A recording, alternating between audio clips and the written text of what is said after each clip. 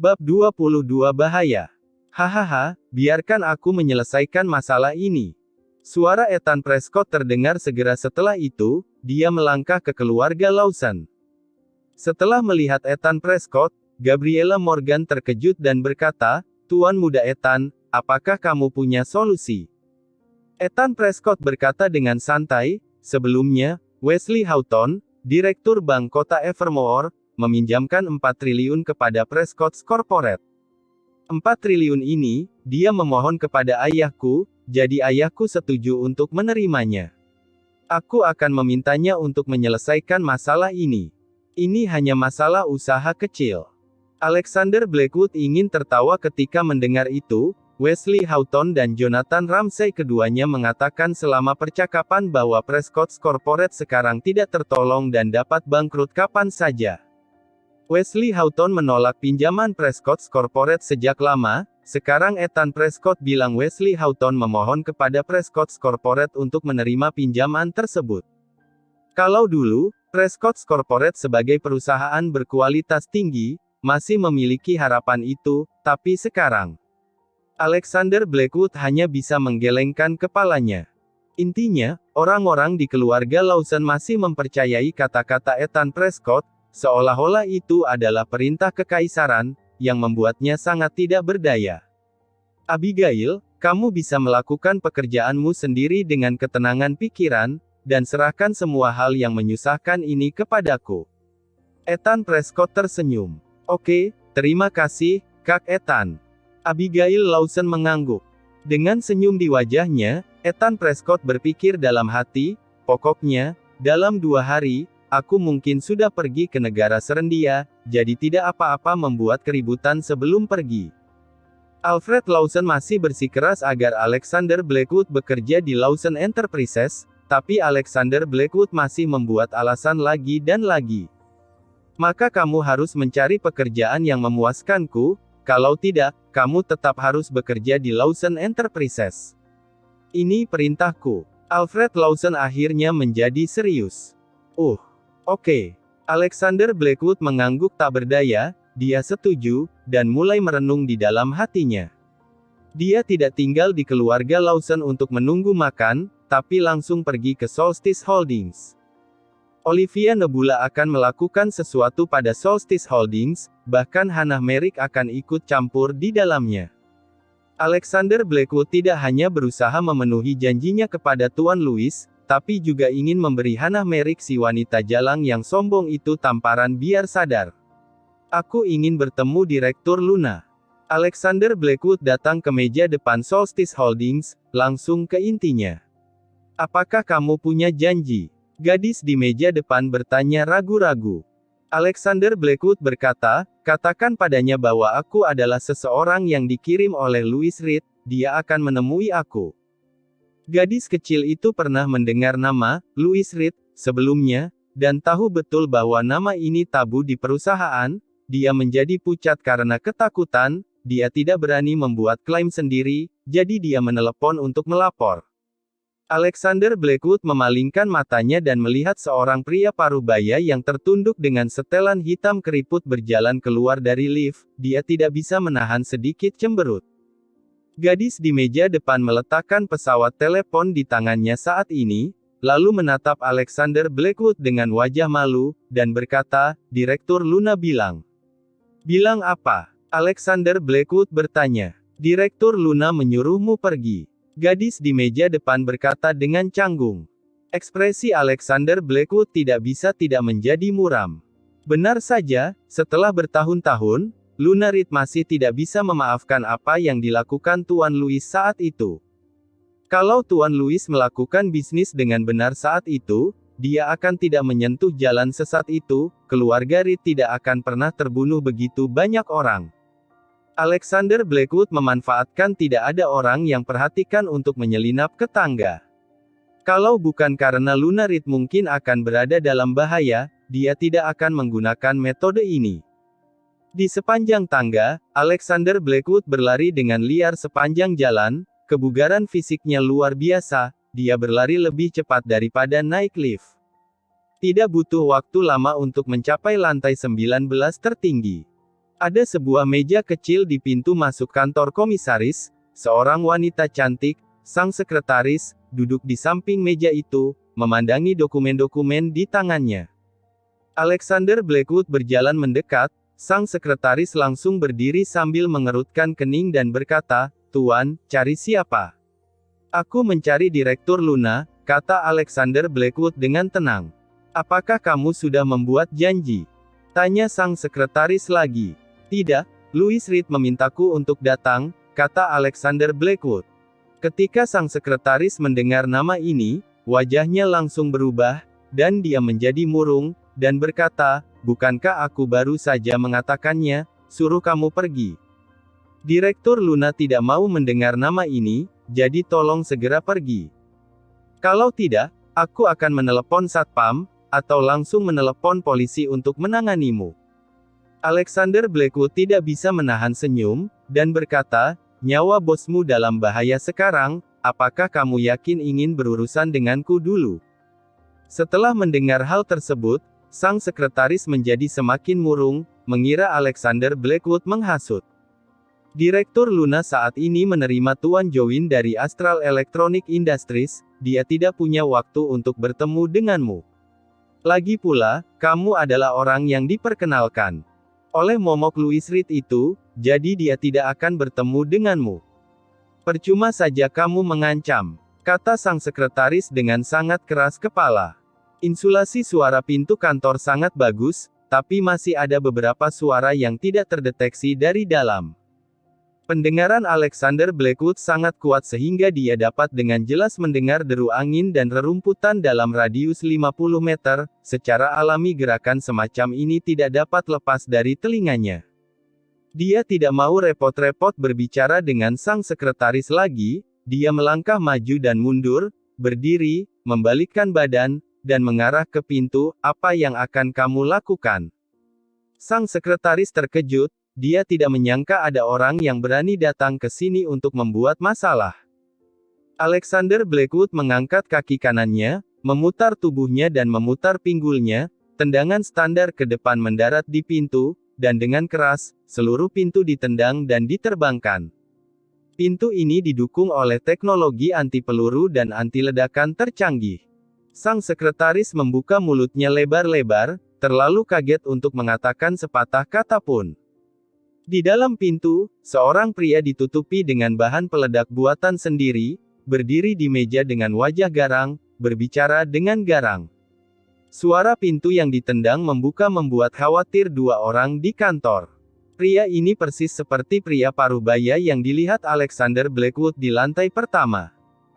Orang yang duduk di belakang meja adalah Luna Reed, dia mengenakan kemeja putih profesional, rok hitam yang membungkus pinggul, rambut panjang diikat di belakang kepalanya dengan sanggul, dengan pensil ditusuk di atasnya, dia terlihat sangat cakap. Namun, tidak peduli seberapa cakap dia pasti tidak akan bisa mempengaruhi kecantikannya. Tapi pada saat ini, dia tampak sedikit bingung. "Kamu tidak boleh mendekat, kalau kamu mendekat satu langkah lagi, kita akan mati bersama." Tuan Jowin, memegang bahan peledak, meraung marah pada Alexander Blackwood, matanya merah, seperti binatang yang terperangkap. Luna Reed melirik Alexander Blackwood, lalu menoleh, dan berkata kepada Tuan Jowin, "Tuan Jowin, aku sama sekali tidak setuju dengan apa yang kamu katakan, ini prinsipku. Astral Electronic Industries mengurangi material dan tenaga kerja, sehingga produk yang aku inginkan tidak memenuhi standar. Ini adalah masalah pengawasan kamu yang tidak efektif, bukan masalah Solstice Holdings kami." Tuan Jowin menoleh, mengertakkan gigi dan berkata, "Luna Reed, kamu jalang, tidakkah kamu memberiku kesempatan untuk bertahan hidup?" Luna Reed berkata tanpa ekspresi, "Kamu yang memilih jalan sendiri, itu tidak ada hubungannya dengan aku." Tuan Jowin berkata dengan marah, "Kalau begitu mari kita mati bersama." Adegan di kantor itu langsung membuat sang sekretaris di luar pintu gemetar ketakutan, dan terduduk di lantai. Alexander Blackwood di sisi lain memiliki ekspresi tenang di wajahnya, dengan tangan di sakunya, menonton dalam diam. "Oke, toh ini keberuntungan bagiku, Luna Reed, untuk bertahan hidup. Nyawaku tidak berharga. Kalau aku sudah mati, semuanya akan berakhir, aku bisa pergi menemani orang tuaku. Lunarid tiba-tiba menamparkan meja, dan berdiri dengan tiba-tiba, seolah-olah bahan peledak jatuh di tangannya, auranya benar-benar membuat Tuan Join kewalahan. Setelah mendengar ini, Tuan Join menjadi pucat dan menjadi lebih emosional. Sungguh wanita yang lebih tangguh dari pria. Alexander Blackwood tidak bisa menahan diri untuk tidak perlahan menarik tangannya keluar dari sakunya saat melihat ini. Bab 23 Wakil Kepala. Serangan balik Lunarid langsung membuat kacau Tuan Join. Lunarid, dasar jalang, jangan paksa aku. Teriak Tuan Join histeris, matanya merah. Tekan saja, kita akan mati bersama. Lunarid menyeringal, wajahnya yang cantik terdistorsi, menunjukkan keganasan yang bahkan lebih kuat dari Tuan Join. Tuan Join gemetar karena marah, lalu berkata dengan marah, "Oke, ayo mati bersama. Aku hanya seorang pemilik pabrik bisa menyeret kamu bos grup yang punya aset puluhan triliun untuk mati bersama, tidak peduli bagaimanapun, itu adalah kesepakatan bagus." Setelah mengatakan ini, ibu jari Tuan Join menekan keras.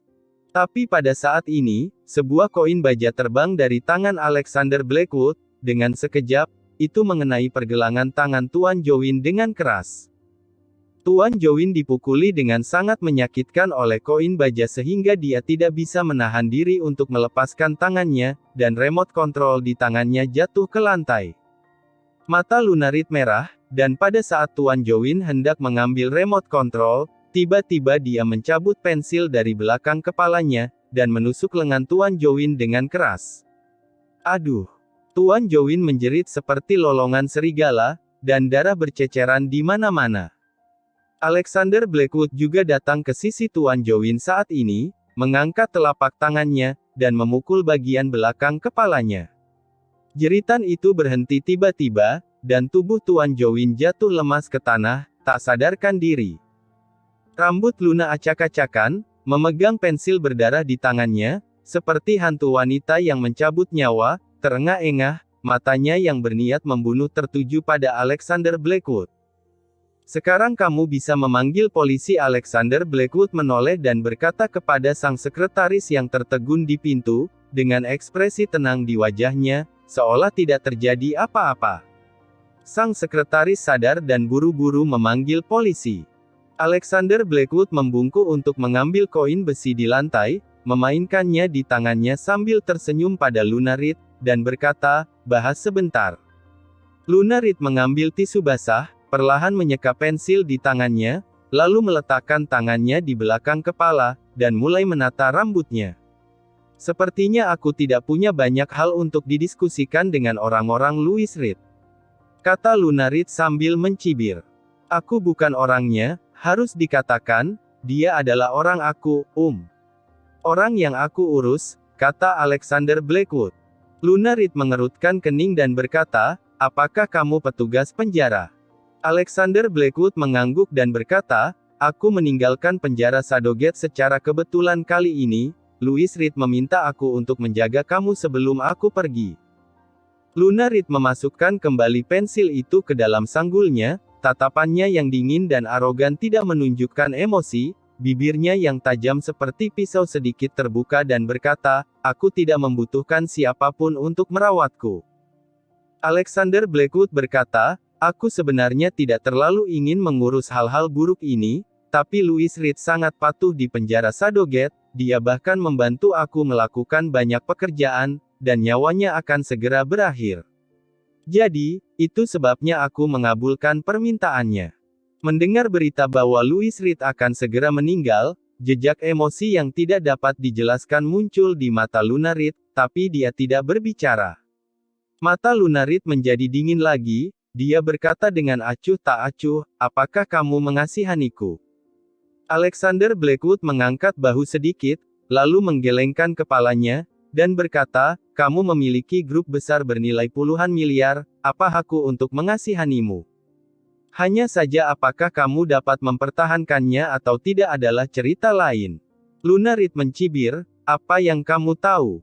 Aku tahu kamu ditekan oleh Partai Dragon sekarang, dan aku juga tahu bahwa orang-orang dari keluarga Collins ibu kota akan bergabung. Bahkan Hannah Merrick sepertinya tertarik dengan kue besar Solstice Holdings, kata Alexander Blackwood dengan tenang. Paragraf pertama Alexander Blackwood membuat Luna Reed acuh tak acuh, paragraf kedua membuat matanya sedikit bergerak, dan paragraf ketiga menimbulkan badai di hatinya. Luna Reed menarik napas sedikit untuk menenangkan diri. Masuknya keluarga Collins hanya akan memperburuk situasi saat ini. Kalau seseorang seperti Hannah Merrick, yang cukup berpengaruh di seluruh negara Avalora, ikut campur, maka dia mungkin tidak akan dapat mempertahankan Solstice Holdings. Kamu hanya petugas penjara, apa yang bisa kamu lakukan untuk membantuku? Luna Reed duduk, benar-benar mendapatkan kembali ketenangannya, menatap Alexander Blackwood dengan mata tajam. Saat kakakmu memohon padaku, dia berlutut dengan air mata dan ingus mengalir di wajahnya, jawab Alexander Blackwood dengan tatapan kosong.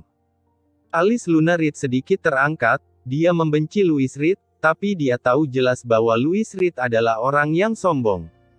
Seseorang yang bisa membuatnya berlutut dan memohon. Bantuan dengan air mata mengalir di pipinya pasti tidak sesederhana itu. Alexander Blackwood tidak menunggu Luna Reed berbicara, dia terus berbicara, pertama-tama, aku memerlukan surat penawaran pekerjaan, posisi apapun baik-baik saja, tapi tidak boleh terlalu rendah. Kedua, aku tidak akan menempati sumber daya perusahaan, aku juga tidak akan datang ke perusahaan untuk bekerja tepat waktu, aku hanya akan membantu kamu ketika kamu menghadapi krisis. Terakhir, aku ingin memberitahu kamu bahwa hidup tidak hanya tentang kebencian. Luna Reed mencibir, apa yang kamu ketahui tentang cinta dan benci? Setelah mengatakan ini, dia mengeluarkan sebuah dokumen, menandatanganinya, melemparkannya langsung ke depan Alexander Blackwood, dan berkata dengan dingin, Wakil Ketua Departemen Keamanan, setelah meninggalkan nama dan nomor telepon kamu, kamu bisa pergi. Melihat sikap dingin dan arogan wanita itu, Alexander Blackwood tidak bisa menahan diri untuk tidak menekan wajahnya yang cantik ke meja dan menggosoknya dengan keras. Alexander Blackwood. Luna Reed melihat dokumen di tangannya dan sedikit mengernyit. Kuharap kamu tidak seperti namamu, jadilah Alexander yang benar. Luna Reed mencibir. Alexander Blackwood menutup mata terhadap sinisme Luna Reed, dia mengulurkan tangannya ke Luna Reed, berkata, aku memerlukan informasi terperinci di tangan kamu, untuk melihat bagaimana Partai Dragon menekan kamu, dan untuk memahami operasi grup kalian. Luna Reed berkata dengan acuh tak acuh, jangan terburu-buru, tunggu sampai kamu resmi bergabung dengan pekerjaan itu.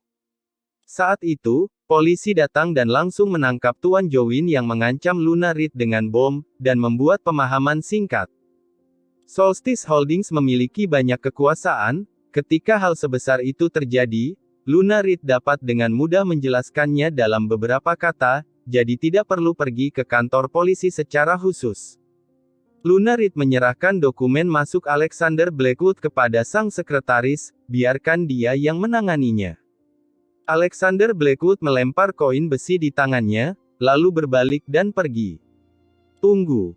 Luna Reed memanggil untuk menghentikannya. Hah? Alexander Blackwood menoleh.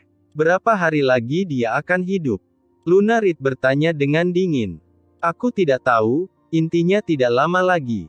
Alexander Blackwood menggelengkan kepalanya sedikit, dan langsung meninggalkan kantor Luna Reed. Luna Reed berdiri ketika ruangan itu kosong, menoleh ke rak buku, dan memutar bingkai foto dengan punggung menghadap ke arahnya. Di bingkai foto itu ada foto keluarga. Bahkan kamu juga akan meninggalkanku. Pada saat itu, siapa yang harus aku benci? Luna Reed mengerutkan bibirnya, jari-jarinya mengepal, dan buku-buku jarinya membiru karena kekuatan yang berlebihan. Alexander Blackwood menunggu sampai sang sekretaris menyelesaikan formalitas masuk, lalu dia meninggalkan Solstice Holdings dengan izin kerjanya. Dia memiliki satu hal lagi yang harus dilakukan, yaitu menyelesaikan masalah penolakan Bank Kota Evermore untuk meminjamkan uang kepada Lawson Enterprises. Bab 24 Keributan. Solstice Holdings adalah perusahaan terkenal di kota Evermore, nilai total grup melebihi 20 triliun. Namun, tahun ini menemui kendala dan diincar Seraphim Technologies.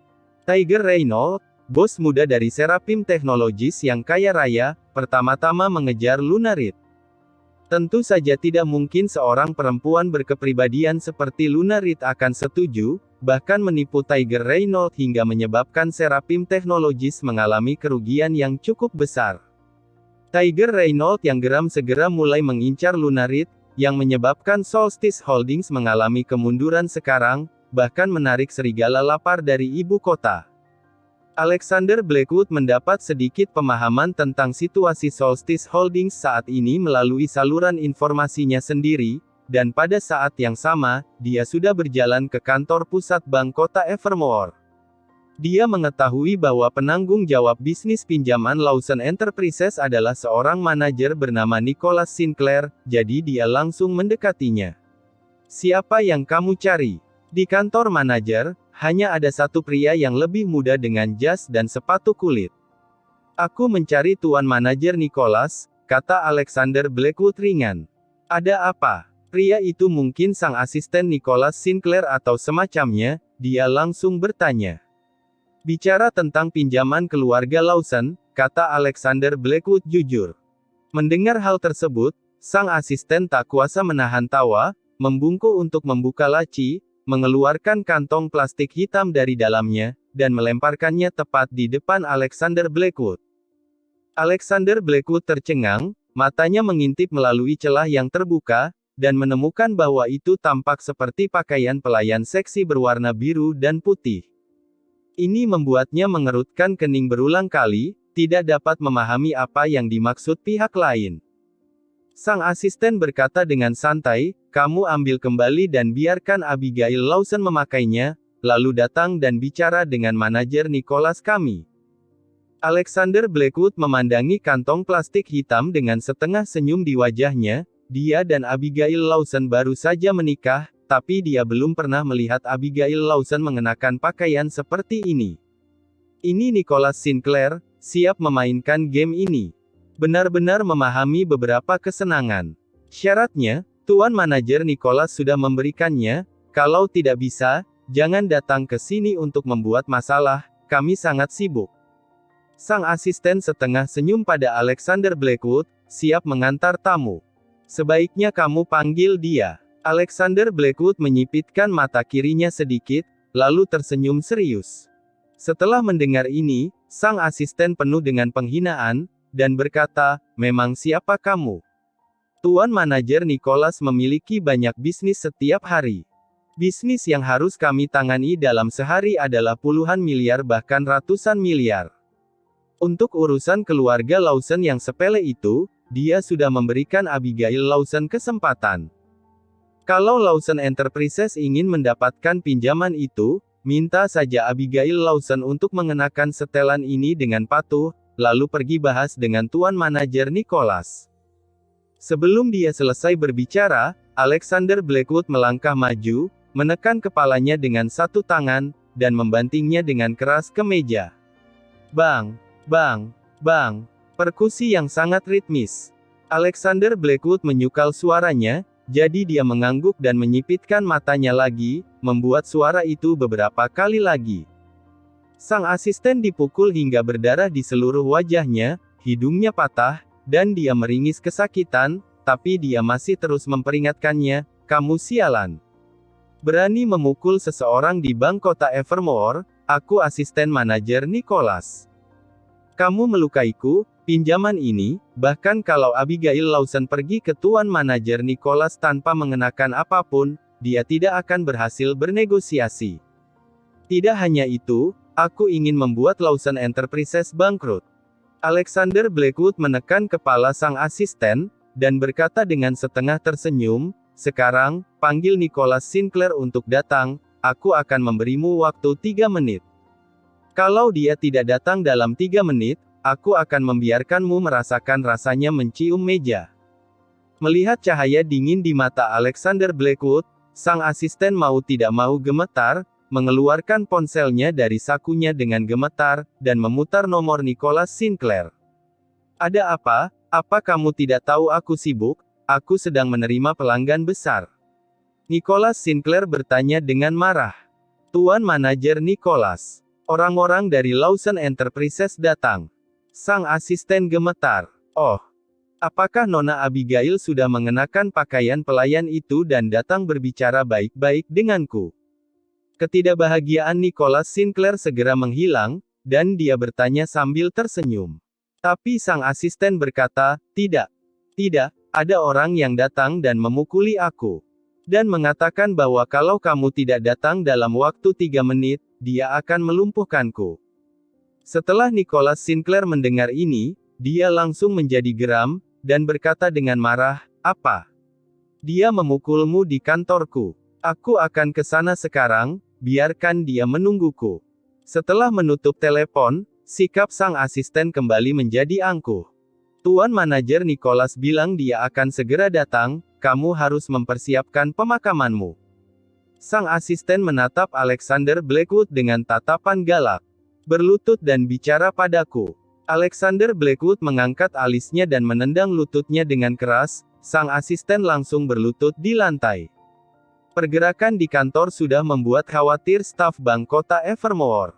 Ketika mereka melihat insiden besar di dalam, mereka tidak bisa tidak melihat satu sama lain. Zaman apa ini, seseorang masih berani membuat onar di kantor Tuan Manajer Nicholas, mengira umurnya terlalu panjang, bukan? Siapa yang tidak tahu bahwa Tuan Manajer Nicholas adalah orang kepercayaan Tuan Wesley? Dia berani memukul asistennya di kantor Tuan Manajer Nicholas. Aku pikir orang ini benar-benar rusak otaknya. Ku dengar dari Lawson Enterprises. Aku pikir Lawson Enterprises ini tidak mau berbisnis lagi, kan? Mereka masih berutang pinjaman kepada bank kita sebesar 200 miliar.